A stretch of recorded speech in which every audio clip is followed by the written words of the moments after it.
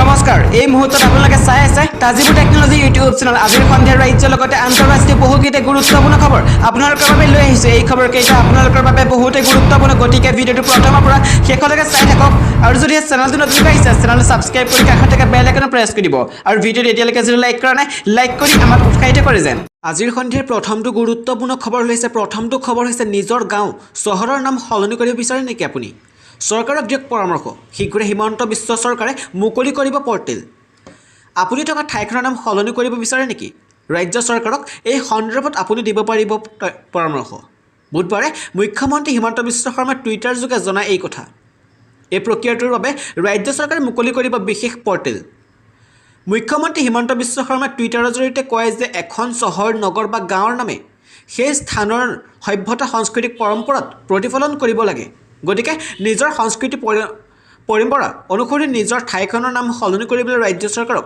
এই পৰ্টেলৰ জৰিয়তে পৰামৰ্শ দিব পাৰিব ইফালে মুখ্যমন্ত্ৰীৰ এই টুইটক লৈ এতিয়া আৰম্ভ হৈছে বিশেষ চৰ্চা ছ'চিয়েল মিডিয়াত শ্বেয়াৰ হৈছে বিভিন্ন ধৰণৰ মিম বিৰোধীয়েও চৰকাৰে এই ঘোষণাৰ কঠোৰ সমালোচনা কৰিছে বিৰোধীয়ে কৈছে যে গাঁও চহৰৰ নাম সলনি কৰিলে মানুহৰ পেট নভৰে ইপিনে সৰ্বানন্দ সোণোৱালক চাইহে মানুহে ভোট দিছিল হিমন্ত বিশ্ব শৰ্মা মুখ্যমন্ত্ৰী হ'ব বুলি মানুহে ভবা নাছিল ক'লে ৰকিবুল হুছেইনে সৰ্বানন্দ সোণোৱালৰ মুখখন চাইহে মানুহে বিজেপিক ভোট দিছিল কিন্তু হিমন্ত বিশ্ব শৰ্মা কেনেকৈ মুখ্যমন্ত্ৰী হ'ল সেয়া সকলোৱে জানে অসম ডিজিটেলৰ সৈতে হোৱা এক সাক্ষাৎকাৰত এই মন্তব্য কংগ্ৰেছৰ প্ৰাক্তন মন্ত্ৰী তথা বিৰোধী উপদলপতি ৰকিবুল হুছেইনে ৰাজ্যৰ মুখ্যমন্ত্ৰী ডক্টৰ হিমন্ত বিশ্ব শৰ্মাক কটাক্ষ কৰি কয় যে স্থান এৰিলে মানুহৰ মান হেৰাই বুলি ভবা কথা এষাৰ আছে আমি একেটা স্থানতে আছোঁ কিন্তু যেতিয়া বিশ্বাসৰ কথা আহে তেতিয়া মই নিজকে আইনাত চাবলৈ গৌৰৱবোধ কৰোঁ কাৰণ প্ৰয়াত প্ৰাক্তন মুখ্যমন্ত্ৰী তৰুণ গগৈয়ে আমাক বিধায়ক আৰু 3বাৰকৈ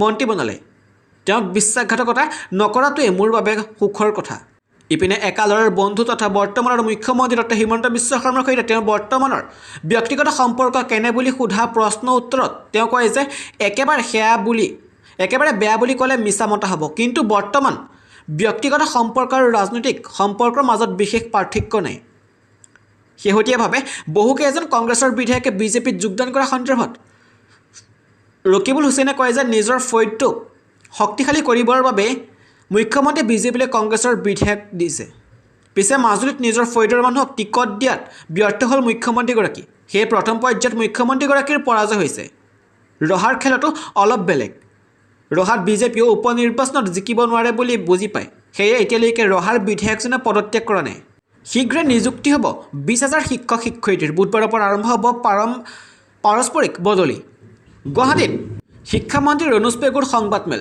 শিক্ষক শিক্ষয়িত্ৰীৰ বদলি সম্পৰ্কত গুৰুত্বপূৰ্ণ মন্তব্য শিক্ষামন্ত্ৰীৰ ৰণোজ পেগুৱে কয় ৰাজ্যৰ 2,24,000 শিক্ষক শিক্ষয়িত্ৰীয়ে অনলাইনযোগে বদলিৰ বাবে আবেদন কৰিছে 30,000 শিক্ষকে সম্পূৰ্ণকৈ ডাটা দিছে বুধবাৰে পুৱা 9 বজাৰ পৰা পাৰস্পৰিক বুজাবুজিৰ বদলি আৰম্ভ হ'ব দুজনৰ মাজত স্থান পৰিৱৰ্তনৰ বুজাবুজিতে বদলিক আমি পাৰস্পৰিক বদলি বুলি ক'ম একে কেটেগৰী পাৰস্পৰিক বদলিত চৰকাৰৰ কোনো আপত্তি নাই বুলি মন্তব্য কৰি ৰণোজ পেগুৱে কয় যে শিক্ষা বিভাগত শীঘ্ৰে নিযুক্তি প্ৰক্ৰিয়া আৰম্ভ হ'ব প্ৰায় 20,000 শিক্ষক শিক্ষয়িত্ৰীক নিযুক্তি দিব মেট্ৰিক হায়াৰ ছেকেণ্ডেৰী পৰীক্ষাৰ্থীৰ বাবে 2 পালি ভেকচিন বাধ্যতামূলক বুলি মন্তব্য কৰে শিক্ষামন্ত্ৰীগৰাকীয়ে স্বাস্থ্য বিভাগে প্ৰাথমিক ছাত্ৰ ছাত্ৰীৰ বাবে ভেকচিন বাধ্যতামূলক কৰা নাই অসমৰ সকলো স্কুল খুলিব এতিয়া বিহু আৰু স্বদেশ অধ্যয়নৰ পাঠ্যক্ৰমৰ পৰা কেতিয়াও আঁতৰোৱা নাই ক'লে শিক্ষামন্ত্ৰী ৰণোজ পেগুৱে ইপিনে ৰাজ্যত সকলো ধৰণৰ কৰোনা নিষেধাজ্ঞা প্ৰত্যাহাৰ মঙলবাৰৰ পৰা বিদ্যালয়ত হ'ব ফুল ক্লাছ আৰম্ভ হ'ব স্বাভাৱিক জীৱন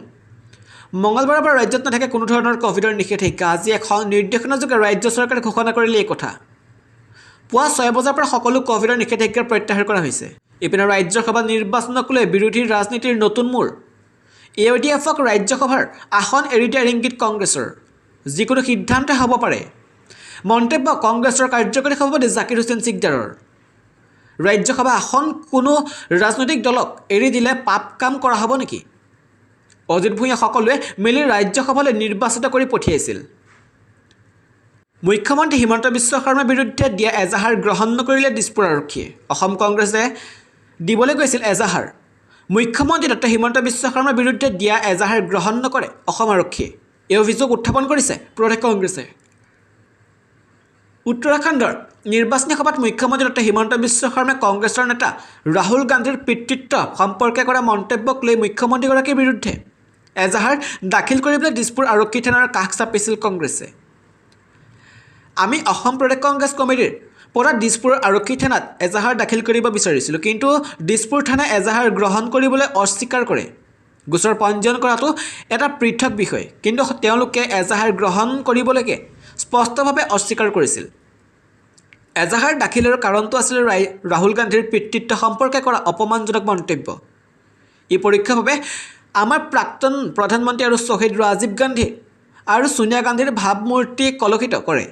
বিষয়টো সংবেদনশীল হোৱাৰ বাবে আমি বিষয়টো উত্থাপন কৰিব বিচাৰোঁ, কিন্তু তেওঁলোকে এজাহাৰ গ্ৰহণ কৰিবলৈ অস্বীকাৰ কৰিছিল। অসম কংগ্ৰেছৰ জ্যেষ্ঠ নেত্ৰী মীৰা বৰঠাকুৰে এইদৰে কয়।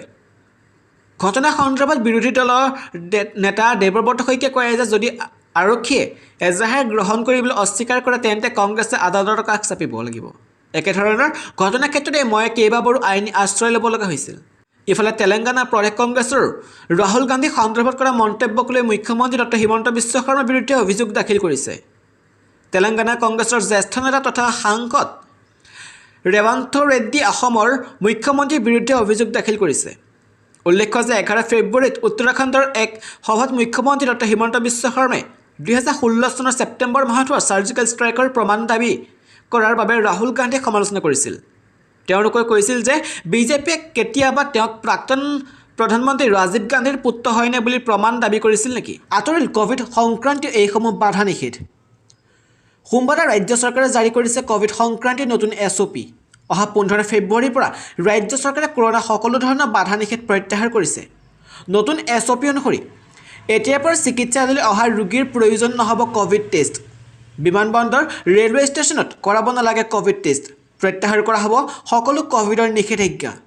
ইপিনে মাজুলী উপ নিৰ্বাচনৰ বাবে বিজেপিৰ প্ৰাৰ্থী ঘোষণা। কোনে পালে মাজুলীৰ প্ৰাৰ্থিত্ব? মাজুলী উপ নিৰ্বাচনৰ বাবে বিজেপিৰ প্ৰাৰ্থী ঘোষণা। ভুৱন গাম মাজুলী সমষ্টিৰ বিজেপি প্ৰাৰ্থী। মাজুলী সমষ্টিৰ বাবে তালিকাত আছিল 3 প্ৰাৰ্থীৰ নাম। তালিকাত আছিল বিতুপন দলে, হেমচন্দ্ৰ দলেৰ নামো। মাজুলী সমষ্টিৰ বিজেপি প্ৰাৰ্থী হিচাপে ভুৱন গামৰ নামত মোহৰ মাৰিলে দিল্লীয়ে। ইপিনে আৰু 50টা চীনা এপ নিষিদ্ধ কৰিলে চৰকাৰে। গৰিনা ফ্ৰী ফায়াৰ এপো বন্ধ হ'ব পাৰে। ৰিপৰ্ট অনুসৰি ভাৰত চৰকাৰে আৰু 50টা চীনা এপৰ ওপৰত বাধা নিষেধ আৰোপ কৰিব পাৰে, যিবোৰ চীনা মূলৰ হ'ব পাৰে। অৱশ্যে এতিয়ালৈ নিষিদ্ধ এপৰ তালিকা প্ৰকাশ হোৱা নাই, কিন্তু ET Now এক ৰিপৰ্ট চৰকাৰে জড়িত সূত্ৰ উদ্ধৃত দি এই কথা প্ৰকাশ কৰিছে। ইয়াৰ পূৰ্বে 2020 চনত প্ৰায় 270টা চীনা এপ নিষিদ্ধ কৰিছিল। কোৱা হৈছে যে গৰিনা ফ্ৰী ফায়াৰ নামৰ এটা জনপ্ৰিয় স্মাৰ্টফোন গেম পূৰ্বে গুগল প্লে ষ্ট'ৰ আৰু এপল এপ ষ্ট'ৰৰ পৰা অন্তৰ্ধান হৈছিল, আৰু সেইবাবে ধাৰণ কৰা হৈছে যে এই গেম ভাৰতত নিষিদ্ধ এপৰ নতুন তালিকাত অন্তৰ্ভুক্ত হ'ব পাৰে। অৱশ্যে এতিয়ালৈ এপল আৰু গুগলে এই গেম অন্তৰ্ধান হোৱা সম্পৰ্কত কোনো মন্তব্য প্ৰকাশ কৰা নাই। নিষিদ্ধ হোৱা এপৰ সম্পূৰ্ণ তালিকাৰ বিষয়ে বৰ্তমানলৈ খুব কম অফিচিয়েল খবৰ পোহৰলৈ আহিছে।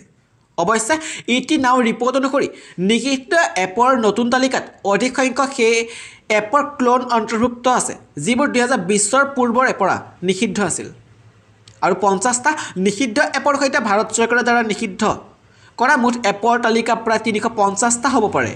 ইপিনে বিহু পাঠ্যক্ৰমৰ পৰা আঁতৰোৱাৰ বিষয়ক লৈ ৰাজ্যজুৰি হৈছে প্ৰতিক্ৰিয়া। এই বিষয়ত কি কয় শিক্ষামন্ত্ৰী ৰণোজ পেগুৱে?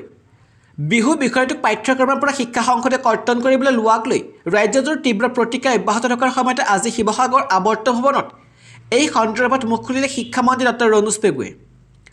বিহু বিষয়টো এতিয়ালৈকে বাদ দিয়া হোৱা নাই বা এতিয়া বিষয়ে কোনো নিৰ্দেশনা ওলোৱা নাই বুলি সদৰি কৰে শিক্ষামন্ত্ৰীগৰাকীয়ে।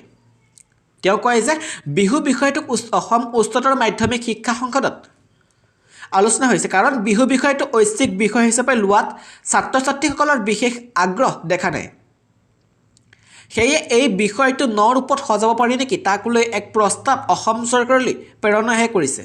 এতিয়ালৈকে সিদ্ধান্ত লোৱা নাই।